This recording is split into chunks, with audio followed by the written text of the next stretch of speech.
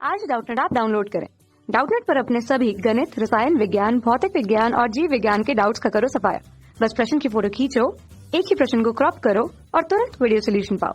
अभी डाउनलोड करें। प्रश्न हमें दिया है कि विद्युत विभवांतर को परिभाषित कीजिए और साथ ही हमें सिद्ध करना है कि वैद्युत द्विध्रुव के अंदर किसी बिंदु पर वैद्युत विभव का मान किसी परीक्षण आवेश को अनंत से उस बिंदु तक लाने में किए गए कार्य W और परीक्षण आवेश Q नॉट के मान के अनुपात के बराबर होता है, ये भी हमें यहाँ पर सिद्ध करना है। तो सबसे पहले हम जान लें कि विद्युत विभवांतर क्या है। उसे समझने के लिए हमने क्या किया, हमने एक रेखा यहाँ पर ली। रेखा के एक हिस्से पर या एक किनारे पर हमने एक बिंदु O लिया हुआ है। ठीक है, बिंदु O लिया तो उस पर एक आवेश रखा, धन Q आवेश। कहते हैं कि धन Q आवेश यहाँ पर है तो इसके कारण इसके चारों ओर विद्युत क्षेत्र उत्पन्न हो जाएगा।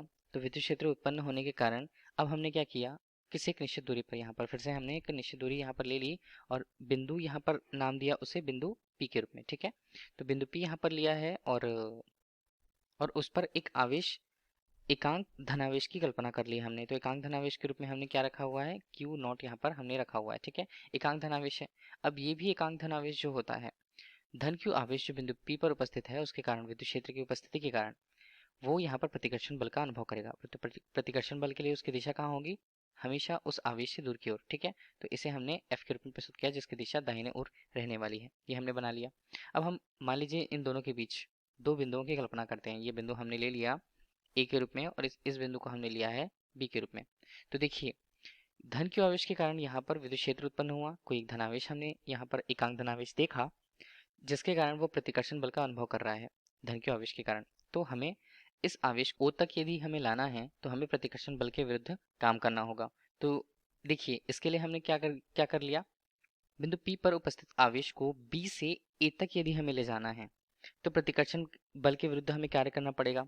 इस कार्य का दोनों बिंदुओं के मध्य, उसे हम क्या कहते हैं, उसे ही हम विभवांतर कहते हैं। तो उसे किस प्रकार समझ सकते हैं, देखिए परिभाषा के रूप में। इस प्रकार परिभाषा से हम समझें तो विद्युत क्षेत्र में उपस्थित किसी एकांक धनावेश को, एकांक धनावेश यहाँ पर क्या है, यहाँ पर Q आवेश Q नॉट आवेश है, उसे एक बिंदु से दूसरे बिंदु तक ले जाने में जितना कार्य करना पड़ता है उसे उन दोनों बिंदुओं के बीच का विभवांतर कहते हैं। यदि हमें उसे B से A तक ले जाना है तो B से A तक जो विभवांतर का मान होगा वो कार्य के रूप में यहाँ पर बराबर होगा उसी के। देखिए, जो विभवांतर होता है वो अदिश राशि होती है।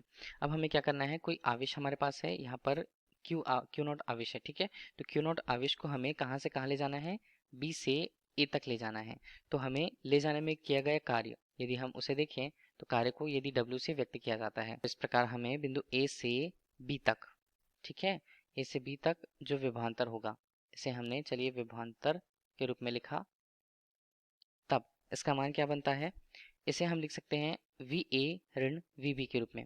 कार्य का परिमाण कार्य के बराबर होता है कार्य बटे यहाँ पर Q नॉट। इस प्रकार VA और VB क्रमशः बिंदु A और बिंदु B पर विभव के मान को यहाँ पर बता रहे हैं। अब जैसा कि प्रश्न में दिया है कि वैद्युत क्षेत्र के अंदर किसी बिंदु पर वैद्युत विभव किसी परीक्षण आवेश को अनंत से उस बिंदु तक लाने में किए गए कार्य W और परीक्षण आवेश Q के मान के अनुपात के बराबर होता है। ये हमें यदि सिद्ध करना है तो हमने क्या ले लिया, वहां पर देखिए यही स्थिति हमने ले रखी है और हमें कोई आवेश जो है यहाँ पर जो देखिए एक निश्चित दूरी पर स्थित है तो हम ये मान के चलते हैं कि पहले प्रारंभिक रूप पे यह अनंत पर स्थित था। बिंदु P जो है ये प्रारंभिक रूप पे P1 यदि हम उसे लिखें तो ये अनंत के रूप में स्थित था। और दूसरी स्थिति कहाँ पर होने वाली है, दूसरी स्थिति मान लीजिए उसे हमने 2 के रूप में यहाँ पर बिंदु A पर व्यक्त किया हुआ है।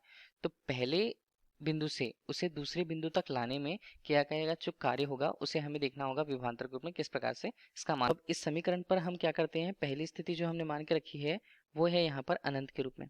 ठीक है, तो अनंत के रूप में हम इसे क्या जानते हैं कि अनंत पर विभव का मान यदि हम देखिए पहली स्थिति यदि इसे V1 ले लिया हमने तो अनंत पर विभव का मान क्या होता है, शून्य। तो अनंत के लिए r जो दूरी है उसे हमने अनंत के रूप में लिखा और विभव का मान वहां पर शून्य रखा, क्योंकि हम ये मानते हैं कि विद्युत क्षेत्र के बाहर एकांक धनावेश पर कोई बल नहीं लगता, इसलिए हम विभव के मान को वहां पर शून्य मानते हैं। इस प्रकार हमारे पास जो समीकरण यहाँ पर प्राप्त हुआ है VA ऋण VB के रूप में, तो V1 जो हमें दिख रहा है वो VB हम मान सकते हैं। ठीक है, VB का मान इस प्रकार से शून्य होगा। तो हमारे पास समीकरण है, समीकरण 1 हमने ले लिया उसे, तो इसका मान क्या बनता है, इसका मान बनता है VA ऋण VB बराबर W बटे Q नॉट। ये तो हमारे पास था ही, VB का मान हम यहाँ पर शून्य रख लेते हैं तो इसका मान क्या बनेगा, VA बराबर बनेगा W बटे क्यू नॉट के रूप में। ठीक है, तो ये यहाँ पर हमें ये परिमाण मिला। अब हम यहाँ पर बता सकते हैं कि देखिए वी ए जो है और वी ए ऋण वी बी हमें कुल रूप से क्या बताते थे, विभवांतर को बताते थे। तो हम संयुक्त रूप से यदि हम इसे लिखें तो इसे वी के रूप में केवल लिखा जाएगा, इसका मान होगा डब्ल्यू बटे क्यू नॉट के रूप में। तो विभव का मान हमें जो बता रहा है उसका मान डब्ल्यू बटे क्यू नॉट के रूप में प्रस्तुत है, जो हमें प्रश्न में सिद्ध करने कहा गया है। अब इसे हम कैसे लिखें, इसे हम लिख सकते हैं कि एकांक धनावेश है हमारे पास को अनंत से विद्युत क्षेत्र के किसी बिंदु पर लाने में किया गया जो कार्य होता है उसे उस बिंदु पर हम विभव कहते हैं। ठीक है, तो विभव का परिमाण यहाँ पर क्या होगा, उस किए गए कार्य W और उस एकांक धनावेश के अनुपात के मान के बराबर होगा। यही हमें सिद्ध करना था प्रश्न में। धन्यवाद। कक्षा 6वीं से 12वीं से लेकर नीट, IIT, JEE वो एडवांस के लेवल तक 1 करोड़ से ज्यादा छात्रों का भरोसा। आज ही डाउनलोड करें डाउटनेट ऐप या व्हाट्सएप करें अपने सारे डाउट्स 8400 400 400 पर।